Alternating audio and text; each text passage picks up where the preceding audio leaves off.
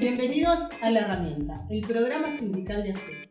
Estamos aquí en este momento entrevistando a Federico Kramerman, ingeniero, integrante del Consejo Directivo Central de la Universidad por el orden de egresados.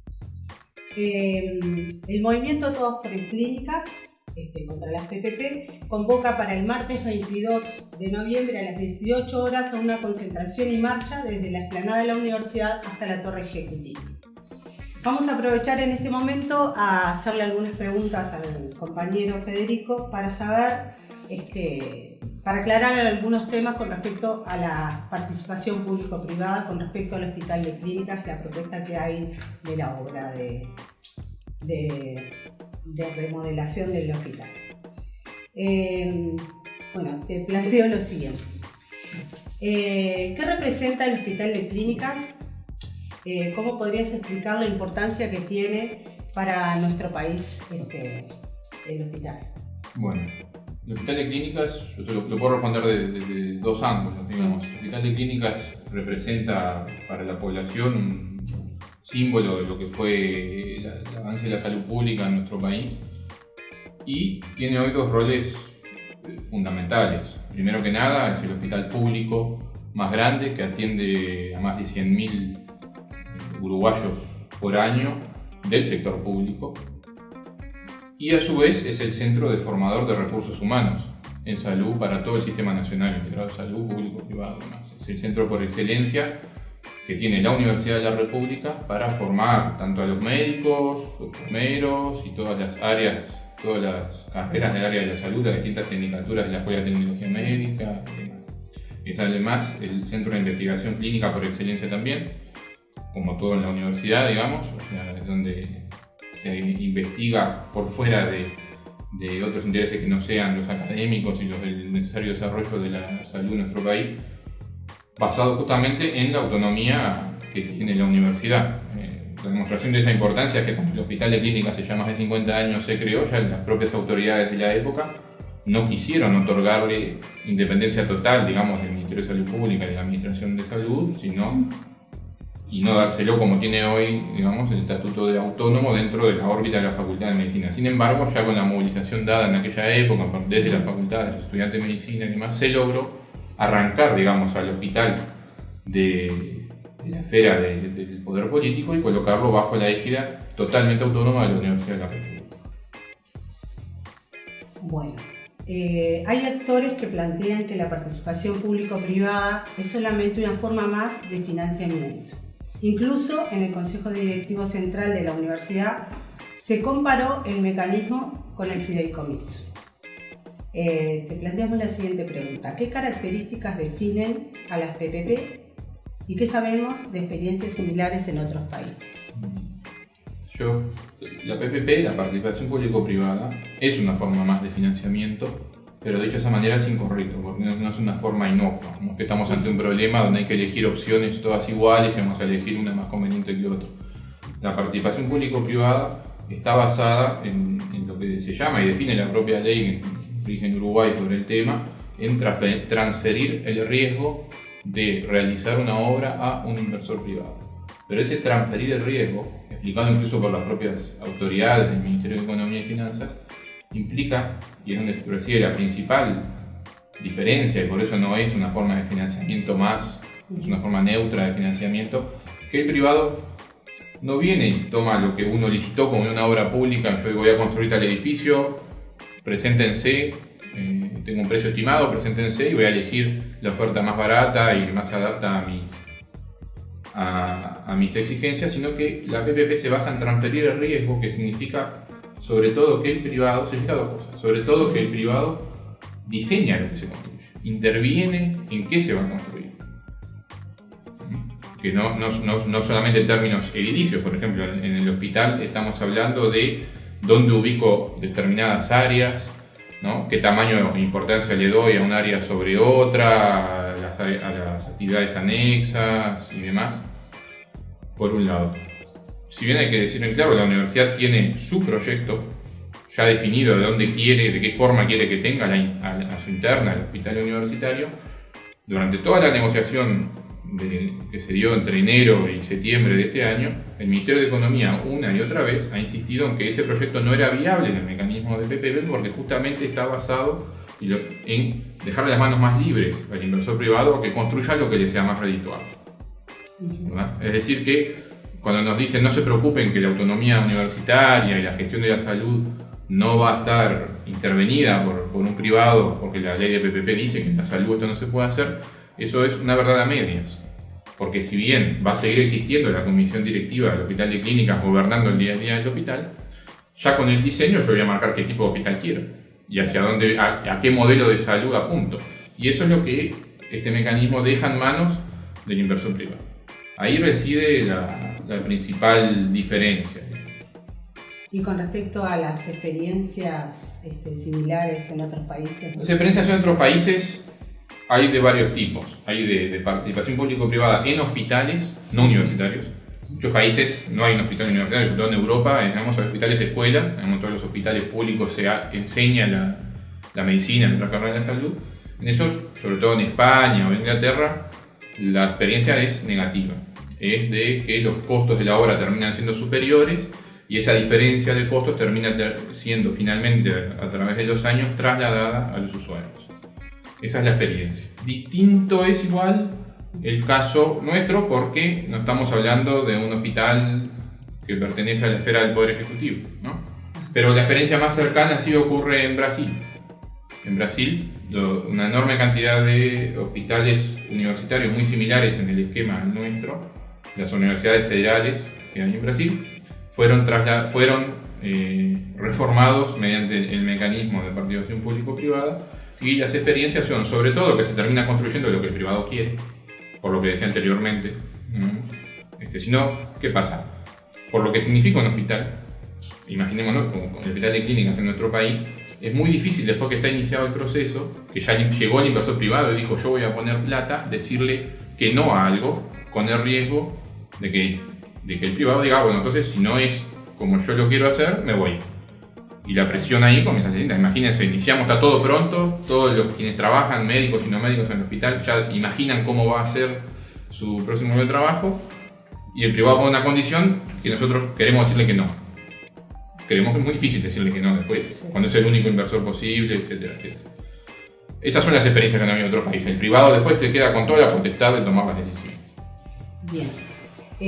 La Asociación de Docentes de la Universidad, ADUR, fundamentó que era necesario ingresar a la obra para su evaluación. ¿Qué implicancias tiene la decisión? ¿No? Y cómo evalúan la resolución del CDC de incorporar la refuncionalización del hospital en el régimen de PPP. Bien. Antes que nada, nosotros lo decimos, como dimos el debate franco en el Consejo Directivo Central, respetamos las decisiones de cada uno de los colectivos de la Universidad de la República, en este caso manifestando nuestra discrepancia con la línea argumental que manifestó la Asociación de Docentes de la Universidad. Para nosotros ha sido un retroceso que se haya aceptado iniciar la obra por el mecanismo de participación público-privada. La universidad ya en su presupuesto, en su pedido presupuestal del año 2015, había solicitado un monto para iniciar las obras del Hospital de Clínicas, el cual fue negado tanto en el Poder Ejecutivo como en la ley votada definitivamente por el Parlamento Nacional. ¿Cuál era el monto que se pedía? Se pedían unos 11 millones para iniciar las obras. Lo que hay que entender es que la plata en una obra, en la obra física, se gasta de a poco. Y se había pedido para el primer año un monto rondeando los 11 millones de dólares para iniciar. Eso fue negado de plano, ¿no? Así como fue negado el cálculo hecho en el 6% del PBI para la educación y demás. Nosotros creemos que haber retrocedido a aceptar, digamos, un mecanismo alternativo que nunca fue dicho públicamente, porque la universidad hizo ese pedido, como hizo todo su pedido, basado en los compromisos públicos que había asumido el gobierno nacional, tanto cuando asumió como en la campaña electoral del año 2014. Y nosotros no dejamos de decirlo, nadie dijo en ningún momento que esto iba a ser financiado por participación público-privada. En particular, es fácil rememorar que en 2014 nadie dijo vótenme porque voy a financiar el Hospital de Clínicas mediante mecanismos privados. Entonces, haber dado este paso atrás para nosotros es malo para la universidad. Y segundo, por lo que la Universidad de la República es en en el imaginario de todos los uruguayos. Digamos, lo que representa a nivel social, simbólicamente, la Universidad de la República como reserva, vamos a decir, cultural, intelectual del país, que la Universidad de la República acepte el ingreso de capitales privados en el esquema que lo hace la PPP, para nosotros significa un retroceso muy grande, muy malo. Como que la Universidad de la República, por el contrario, tiene el deber político de rechazar este proyecto y de además indicar por qué este mecanismo es nocivo no solo para el hospital de clínicas, sino para el Estado uruguayo y para los uruguayos, porque las PPP terminan pagándose durante décadas a costo del dinero del pueblo uruguayo. ¿Hay vínculo entre las tercerizaciones con la participación público-privada? ¿Ustedes ven algún Sí. ejemplo? Nosotros creemos que es otra cara de la misma moneda que tiene que ver con con dos cosas, digamos, con darle entrada a la renta privada, a la ganancia privada en resquicios que aún quedan en el Estado, que quedan por suerte, que estén en el Estado hoy, son logros del pueblo uruguayo, de los trabajadores uruguayos, de haberlos conseguido luchando en determinados momentos de la historia de nuestro país, y que hoy, mediante mecanismos formales, se va renunciando a ellos y dándole al capital privado más espacios que hoy están en la esfera pública. Las tercerizaciones comunes en muchos entes del Estado, en muchos ministerios, en muchas reparticiones estatales, buscan eso. Por otro lado, buscan la flexibilización de las relaciones laborales, ¿sí? Perder el estatuto de funcionario público y pasar a relaciones contractuales más flexibles, en general con un empresario intermediador, que es el que después se encarga de tener la verdadera relación laboral con el trabajador. Aumenta la ganancia, hay una tajada que se lleva a alguien en el medio también. Sí, que hace que se genere una precarización del Se trabajo. precarizan enormemente las relaciones laborales. ¿Y en qué está basado esto? Y termino para responderte la pregunta. Desde el gobierno se promueve estas cosas por reducir el gasto público, por ahorrar dinero del Estado, justificando que estamos ahorrando el dinero de todos los uruguayos, pero en realidad lo que está detrás es, por ejemplo, a nivel de las tercerizaciones, lo que se hace cuando se hacen las cuentas es pasar cosas que en realidad son sueldos a figurar como gastos. Porque las empresas públicas o los ministerios como tercerizan hacen llamado como que en vez de comprar lapicera están comprando servicios de mano de obra, pero le figuran como un gasto. Así que cuando quieren reducir después el gasto, pues los sueldos no se pueden sacar, pero un gasto cualquiera sí. Entonces, desde el punto de vista de las cuentas públicas, el gobierno después, el Estado tiene la posibilidad de ir sacándose encima gastos y poder, en definitiva, cortar una relación laboral de manera simple, como si dejara de alquilar una fotocopiadora. Eso es lo que está de parte. Bien. ¿Por qué sería atractivo para una empresa invertir en el hospital de clínicas y qué consecuencias puede tener sobre la gestión de la institución y la calidad del empleo? Un poco lo contestaste recién, ¿no? Hay una parte más que lo hace atractivo para cualquier inversor de grandes capitales en el esquema de participación público-privada, que es que una vez que termina la obra y se lo entrega al Estado, en este caso a la Universidad de la República, el Estado está obligado a pagarle, sea como sea. Es decir, que el inversor tiene asegurado una ganancia, y los contratos están escritos en la ley, duran décadas. La ley habla de 30 años. Es decir, que cualquier inversor va a tener después de asegurado un ingreso, la rentabilidad que tiene le dura décadas. Muchos años. Es como tomar una inversión con garantía del Estado. El caso de Pluna no está basado en la ley, pero si alguien lo recuerda, tiene parte de eso, digamos. Hace una inversión, pero si me va mal, paga el Estado, como pasó con Pluna. ¿No? Y esto es lo mismo, en ese sentido. Yo invierto, el hospital lo hago, y después tengo asegurada un ingreso. Por eso se habla que estaba calculado entre algunos estudios que ya habían hecho en la universidad, cuánto más costaría, digamos, la cantidad de varios millones de dólares más que en realidad le costaría al Estado uruguayo hacer el hospital. Cuando hablamos de 120 millones de dólares, es el costo calculado por los arquitectos de lo que sale la obra, pero al Estado uruguayo le costaría varias veces más eso. Y esa diferencia que se gana a lo largo de años es lo que quien invierta termina ganando, y esa costa sí de los fondos públicos. Y con respecto a la gestión, ¿qué consecuencias ven ustedes que puede llegar a tener? Y la gestión, como te decía, hoy está vinculada a cómo se diseña. Es decir, este diseño, si lo hace un privado, obviamente va a buscar ser compatible para asegurarse que le manda bien el negocio, digamos, con cómo funciona todo el sistema privado, todo el sistema de salud en Uruguay, ¿verdad? Y la lógica va a ser adaptarse hacia donde se está diseñando el sistema, digamos. Vamos a poner un ejemplo distinto.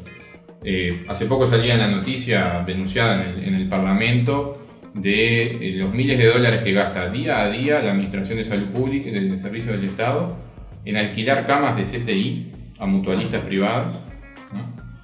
Inversión que supera los millones de dólares por año después. Andaba así en algo así como $60.000 por día, ¿no? De alquiler de camas. Camas que si estuvieran en el hospital de clínicas, el Estado las ahorraría, ¿verdad? Es decir, que ahí, si diseñáramos un hospital con el doble de camas de CTI, hay empresarios privados de la salud que van a dejar de percibir ese dinero, que es un montón. $60.000 por día es mucho dinero. Es decir, que ahí va a verse, después, más allá de que después en una comisión directiva cómo está integrada, de pique cómo yo diseñe el hospital, va a terminar direccionando. El tamaño del CTI, por ejemplo, es un ejemplo de lo que acabo de decir. Ahí tenés la gestión. ¿Qué modelo de hospital quiero yo? Bueno, parte de la base de físicamente cómo lo diseño, ¿no? Y lo otro que me habías preguntado tú de la calidad del empleo es lo que decía, o sea, la ley prevé que una forma de asegurar ganancia es contratándole luego a quien haga la obra el mantenimiento del edificio, la limpieza y demás. Pero eso son cosas que hoy se cubren con funcionarios del hospital de clínicas, más allá de qué persona individual lo cubra, porque formalmente está hecho con funcionarios de la universidad con determinada escala salarial, que es pública, que todos conocemos y demás. Trasladar eso al servicio de un privado significa que en el medio el privado va a tener que pagar sueldo, pero va a querer tener su retorno a la inversión y su ganancia. Y la diferencia va a estar basada en una explotación mayor de esos trabajadores, digamos, de pagar menos. No individualmente los mismos trabajadores quizás, pero sí como concepto, los trabajadores que ahora van a limpiar eso, van a mantener eso, van a tener que ganar menos. Bien. La última pregunta. Se dice que no hay recursos para financiar la obra del Hospital de Clínicas, que ronda los $120 millones. ¿Es cierto que no hay alternativas a las PPP y que esta obra afectaría significativamente el déficit fiscal? Bueno, la obra vale $120 millones en su total, desde el día 0 hasta que se termine. Por supuesto que como es una obra larga puede variar ese número, variar un poco más, un poco menos, hasta el dólar puede variar en sí mismo, y en realidad la obra muchos se pagan pesos. Pero lo real es que uno, cuando es una obra de estas características, no gasta los $120 millones el primer día. Es una obra que incluso los propios arquitectos que estipulan el proyecto hablan de 5, 6 o hasta 7 años. Vamos a quedarnos con 5 años mínimo. Menos de eso no va a demorar la obra, una obra tan grande como remodelar todo el hospital de clínicas. Eso significa en el entorno de $25 millones por año, ¿no? Lo que realmente costaría la obra del hospital de clínicas. Eso es lo que al Estado uruguayo le cuesta si hace una licitación tradicional, si financia con fondos públicos, si le da, bien dándole a la Universidad de la República $25 millones para obra por año, o bien la hace el Ministerio de Transporte y Obras Públicas, en fin. Si ese número lo comparamos con el déficit fiscal, que la meta del gobierno es bajarlo, estaban $2.000 millones, estaban $1.800 millones después, claramente, a nuestro entender, no es comparable. 25 millones porque el déficit fiscal es anual, ¿no? El déficit fiscal es la cuenta que hace el gobierno entre créditos y débitos de lo que va a tener, y le da que tiene una pérdida, digamos, en torno de $2.000 millones, que para nosotros no, afectarlos o no con otros $25 millones para el hospital de clínicas, cuando, por ejemplo, se exoneran anualmente para promover las inversiones, hay una ley específica para ello, más de $400 millones por año, nos parece incoherente plantear que el hospital de clínica podría desestabilizar las cuentas públicas. La deuda pública, por ejemplo, neta anda en torno a los 30.000 millones de dólares. O sea, que decir endeudarse por 120 millones más también parece un poco ridículo decir que el hospital, o sea, obviamente afectar todo lo que es gasto público va a afectar. Ahora, después detrás, y yo con esto termino, hay un tema de prioridad.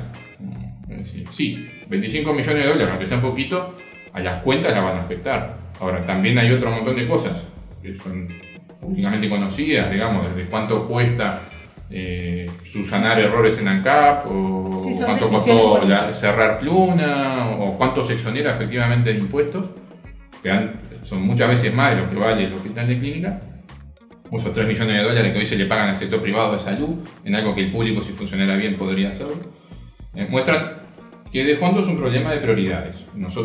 Para nosotros, el gobierno nacional ha demostrado que el hospital de clínica, más allá de los discursos, si nos basamos en los hechos, no ha sido y no es una prioridad para este periodo. Bueno, Federico, muchas gracias. Nos despedimos y le agradecemos acá al compañero. Gracias a ustedes.